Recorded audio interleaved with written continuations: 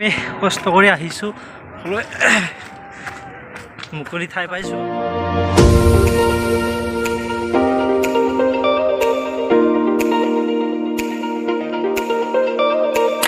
Hello' guys, মই কৰ্ণনাথ আপোনালোকৰ মাজলৈ আকৌ এটি ব্লগ ভিডিঅ' লৈ আহিলোঁ। হেল্ল' গাইজ, আমি আজি পিকনিক খাবলৈ আহিছোঁ বগামাটি। খুব ভাল লগা ঠাই, আপোনালোকে আহিব, শেষলৈ ভিডিঅ'টো চাই থাকক, খুব মজা পাব। এতিয়া আমি তেল ডিপত সোমাইছোঁ। তেল ডিপ আমি এতিয়া তেল ভৰাওঁ।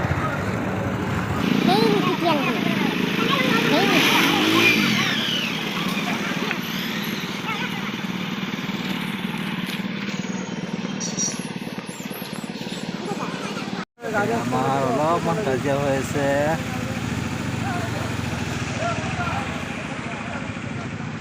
হেল্ল' গাইজ, আমি বগামাটি আহি পালোঁ। এয়া চাব পাৰে কি সুন্দৰ ঠাইবিলাক এনেকৈ চাব লাগিব।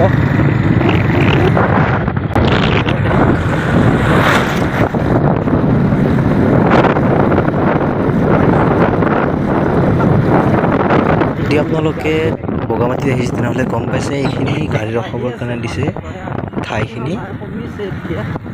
ইয়াত বহুত গাড়ী ধৰিব, বহুত বহল ঠাই। ইয়াত গাড়ীবিলাক ৰখুৱাইছে, চাওক দুটা চাইড গাড়ী ৰাখি আছে। ইয়াত পাহাৰৰ ওপৰত এটা গৌতম বুদ্ধৰ মূৰ্তি বনোৱা আছে, যিটো বুদ্ধদেৱ বুলি কোৱা হয়। আপোনালোকে আহিলে যাব, চাব, খুব সুন্দৰকৈ বনাই থৈছে মূৰ্তিটো। কি সুন্দৰ ঠাই, চাওকচোন কি ধুনীয়া দৃশ্য। ইয়াত মানুহ কিমান আছে, ইটো বাৰ সিটো বাৰ দুইটা ফালে পিকনিক চলি আছে। ইটো ফালেও পিকনিক কৰা মানুহ আছে, আমাৰ ইটো ফালেও আহিছে, নিজৰা হৈ আছে। এইবিলাক আমাৰ গ্ৰুপ হয়।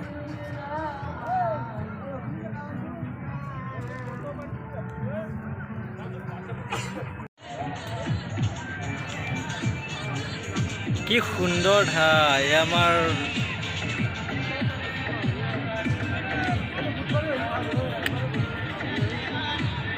এয়া গাৰ্লফ্ৰেণ্ডৰ কথা পাতি আছে, এবাৰ বিয়া পাতিছে। এয়া আমাৰ কেমেৰামেন অনিন্দ্ৰ।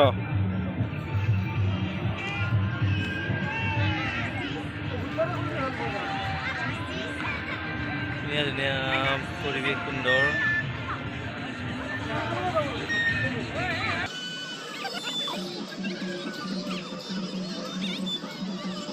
আমি পাহাৰৰ ওপৰত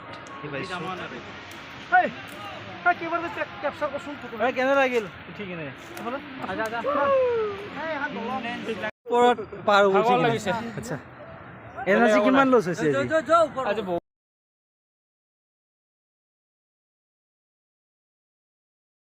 আমি এতিয়া পাহাৰৰ মাজে মাজে গৈ আছোঁ।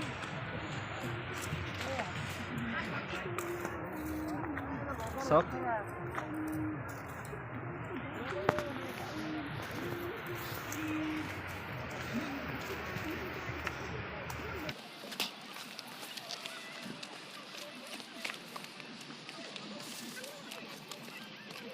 কি সুন্দৰ দৃশ্য।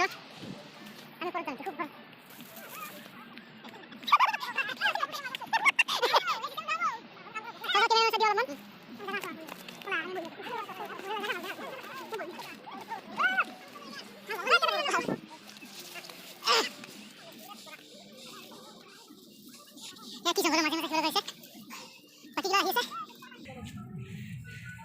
কেনে লাগিছে? কেনে লাগিছে? মজা। আমি কষ্ট কৰি আহিছোঁ, মুকলি ঠাই পাইছোঁ। আমি পাই গ'লো ঠাই। চাওক বগামাটিত যি কি নহওক, কিন্তু এটা ভাল লগা বস্তু এটাই আছে, ইয়াত বগৰী বিনামূলীয়া ফ্ৰী। আপুনি যিমান পাৰে খাব পাৰে, লৈ যাব পাৰে, আপোনাক কোনো একো নকয়। গছ ইয়াত ইমান আছে, আপুনি বগৰী খাই শেষ কৰিব নোৱাৰে। আমি যিটো ঠাইৰে উঠিছিলোঁ পাহাৰৰ ওপৰত, সেইটো ঠাইৰ টুৰিষ্টৰ বাবে নহয়, সেইটো এনে আমি ওপৰত উঠি চাইছিলোঁ যে পাহাৰ উঠি মানে বগাই কেনেকুৱা কষ্ট ফিল হয় এনেই এইটো ফালেদি আপুনি যদি আহে তেনেহ'লে ইয়াত চিৰি বনাই আছে আৰামত এইবিলাক মানুহ উঠি আহি আছে খুব সুন্দৰকৈ বেছি কষ্ট নহয় আমি যিটো ফালেৰে গৈছোঁ সেইটো ফালেৰে কষ্ট হ'ব কাৰণ তাত চিৰি নাই